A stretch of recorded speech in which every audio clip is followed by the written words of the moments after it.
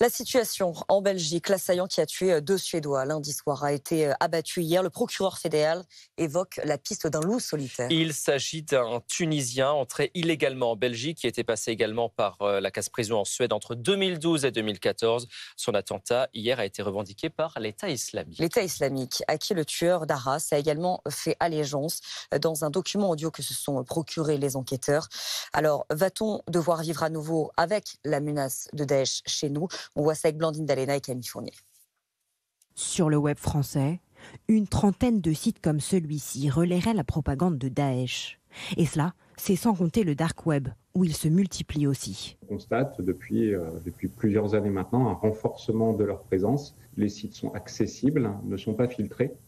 Donc il y a des sites de propagande, des chats privés, il y a tout un écosystème autour de Daesh, mais pas que.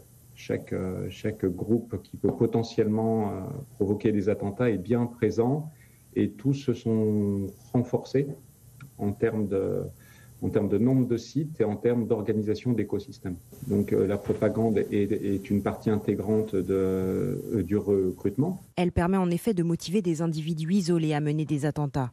Des loups solitaires très loin des fiefs de l'organisation terroriste. En Syrie ou encore en Irak, l'État islamique s'est affaibli. Il n'est plus capable de mener des attaques de grande ampleur selon ce spécialiste.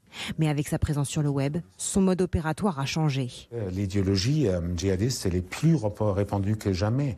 Les djihadistes, tous bords confondus, Al-Qaïda ou l'État islamique, ils ont réussi avec leur idéologie de pénétrer la société européenne sans nécessairement avec des leaders charismatiques qui sont de moins en moins présents en Europe. Depuis l'Albanie, Emmanuel Macron a estimé hier que tous les États européens sont vulnérables face au terrorisme.